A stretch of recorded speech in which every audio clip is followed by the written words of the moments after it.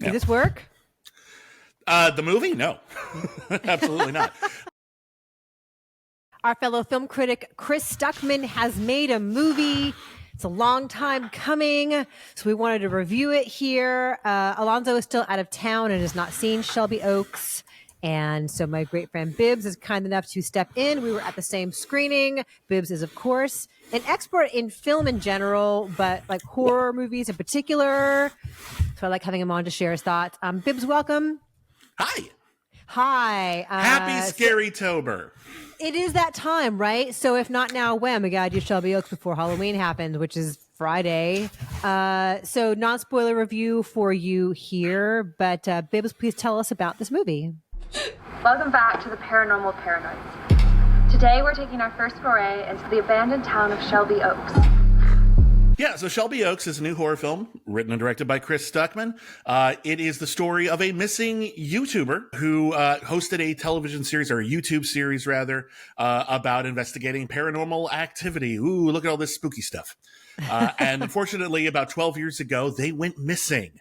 They were investigating a creepy town called Shelby Oaks. And then, boom, gone. No one's seen them for over a decade. It's been a huge missing persons case, true crime, possibly paranormal scenario. Very, very famous. Her sister has been looking for her this entire time. And at the beginning of the movie, she encounters a new piece of information that sends her on a new path to hopefully finding her sister and solving the creepy mystery that is Shelby Oaks. Yeah. Did this work? The movie? No, absolutely not. Here's the thing with Shelby Oaks. Shelby Oaks is in many respects an extremely formulaic, supernatural mystery thriller. The cleverest thing it's got going for it is it opens in the found footage mockumentary genre, giving us all the information we need about the backstory and almost sort of Citizen Kane info drop. Here's just everything you need, and then later in the movie we'll start investigating more of that, and then it breaks that and then moves into a more conventional cinematic storytelling style. This isn't the first movie to do that, but it is uncommon and it's somewhat clever.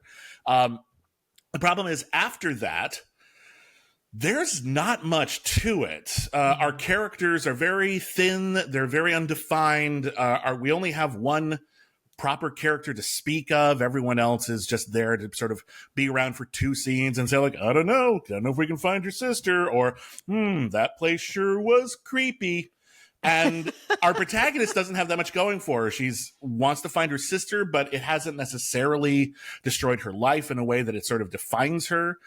She has one other sort of character note, in that she always wanted to be a mother, and she's not, which sucks for her. And that ultimately kind of comes into play a little bit later, but in a very perfunctory sort of way. It doesn't actually feel like a theme has been woven in throughout the narrative. And then once you get to the actual plot, it's not great, honestly, because when you're dealing with solving a mystery, you want there to be some sort of, interesting clues. And we are expected to believe that in the 10 plus years since this YouTuber has been missing, and then people have been scouring footage on YouTube of their various paranormal investigations, and the police say they've watched it hundreds of times, that it wasn't until just now that her sister's like, hey, there's a guy in the background. It sets up this mystery. The mystery isn't that mysterious, and when all is revealed by the end, it's very formulaic. I don't find it particularly good. I found it really derivative, really repetitive, and it's very short. Like, it ends very abruptly. Right when it starts to get interesting, it ends really abruptly. And it's this feels like a short that got out of hand. And that happens sometimes. Sometimes movies are, I don't know the history of this movie. Chris Stuckmann is a fellow film critic. I don't know him. I'm actually not terribly familiar with his work. So if this started off as maybe a shorter project, this is the kind of movie that would sort of track from, where it feels like you have about 30 minutes of good material, and then it just feels kind of stretched out. So I think this is potentially a very good, very promising short. I'm particularly fond, I will say this, I think one aspect of the movie that works great is the cinematography. The cinematography is by Andrew Scott Baird, and especially once we move into a more conventional cinematic style, Andrew Scott Baird is working overtime to make every single scene, every establishing shot feel as ominous and epic and sometimes Kubrickian as possible. I think it does a good job of maybe not elevating the material, but disguising the material and making it seem more significant than, unfortunately, it really is in the text. Right, because it's obviously a very low budget thing. I know a little bit about Chris Stuckmann. I never met him either. I think he lives in Ohio. Shelby Oaks, this fictional Shelby Oaks, is in Ohio. And I know he's wanted to make a movie for a long time. He's like OG film critic, has 2 million subscribers. If you watch us, you probably also watch him. And he posted a long video when this movie came out. He's wanted to make this forever. That like film is his first love. It's this very nostalgic look back at his influences and his inspirations. And he has been working on this movie for a long time. He crowdfunded it. He co-wrote the story with his wife. And, you know, there are people in it who clearly he's known for a while. It's obviously very low budget. But then Neon picked it up, which is really baffling to me. You know, the studio that brought you Parasite, they usually have pretty impeccable taste. And Mike Flanagan signed on to it as an executive producer who, you know, is very established, a lot of Stephen King adaptations. I think he's comfortably, he's made a niche for himself as one of the modern masters of horror alongside James Wan. And it's an impremature, honestly. It is a vote of confidence from Neon. Sure. And then you watch the film and you realize that this is pretty thin. This is the kind of movie that Blumhouse would like make for a song. And then even Blumhouse would be like, yeah, we're going to dump this on Amazon Prime. And which is not to say that all those movies are bad. It's just like, this really isn't very particularly strong material. My heart actually goes out to Chris Stuckmann because you made a movie. You make a movie, and to make the transition from film critic to filmmaker, you know, there's this image I think a lot of people have of every film critic as a stifled filmmaker, and that's not true. Not me. Some people, no. I mean, I dallied early on, and then I realized, no, this is what I like to do. I like to actually, you know, write, and I like to podcast, and I like to talk about the art. But some people do, and indeed, some of the best filmmakers who ever lived got their start in film criticism. People like Francois Truffaut or Jean-Luc Godard or Park Chan-wook or Peter Bogdanovich. That's a really high bar. You're entering into a legacy of people who went into filmmaking with the desire to push it forward in a way that was extremely ambitious and that some people really got away with and really did change the game. Chris Stuckmann is, I mean, I'm sure it's a passion project, but he's working in a much more conventional genre motif. Yeah. He's making a supernatural thriller that is here to be enjoyed, that is here to be sort of appreciated by the horror audience. He's not necessarily trying to change cinematic language, which is fine. It's just not a particularly good genre exercise. Now, I would, of course, encourage him to keep going. I'm sure it was made for very little money, and I'm sure it'll make that money back. I hope he keeps making movies. That would be great. But this is not a particularly auspicious debut. And ultimately, it doesn't particularly work very well as its own film.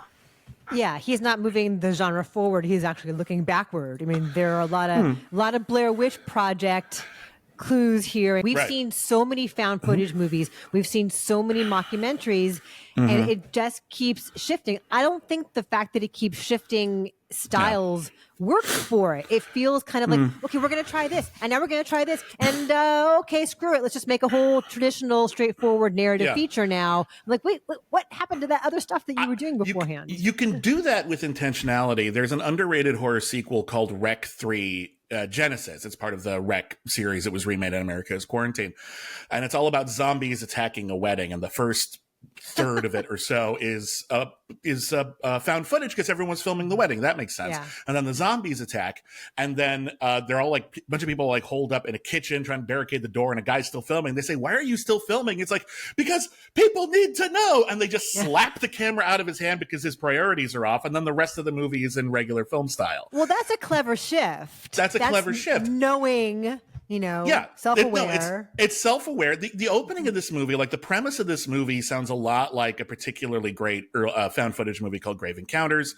The opening scene is the woman who goes missing, looking basically directly into the camera. It's at a slightly different angle, saying, "I'm so scared." That's directly from the Blair Witch Project. Mm-hmm. He's calling his shots really early on, and there's a certain amount of awareness of the genre that he's working here, but he's not using that awareness to push that genre into an interesting direction, or even to play into, in a fun way, that which we have come to expect from it. This could have been very meta and self-aware in a Scream sense, or even in a Scary Movie sense. That's clearly not what he was going for. So ultimately, if you're not going to use that commentary, that lampshading of previous films to enhance your narrative, all you're really doing is right at the beginning reminding us of better movies. Yeah. And that's dangerous. It's a risk. It's you run the risk of your audience thinking, "Oh, is this going to be as good as the Blair Witch Project? Is this going to be as good as Grave Encounters?" Right. No, unfortunately. Yeah, and also, as you mentioned, there's not a whole lot of character development here. Riley Brennan, who took Riley Brennan is the viral thing with this movie. There's not a lot to her. She's sort of an idea, and then the actress who plays her older sister, Camille Sullivan, there's not a lot to her character either. She's just looking for her sister. That's all there really is to this character. I guess there's some mood and some sense of place, but as you say, it's kind of like the cinematography is very strong, and it has to have been done very cheaply. I can only imagine that Neon thought, okay, this is somebody who has an enormous audience. We've got a built-in audience for this film, a built-in following. I applaud him too for making a movie. Making a movie is hard. It's a miracle to make it. It's a miracle to get it picked up and distributed. This is a movie that came out in theaters at a time when streaming is so dominant. So good for him. I just wish it were better. Yeah, I think this is I'm sure for Chris Stuckmann fans who will be interested in wanting to support him and to see what he's come up with. But I think the only other people who are going to be particularly interested in this movie are people who will see every horror movie. That's not dismissive. That's a whole lot of people.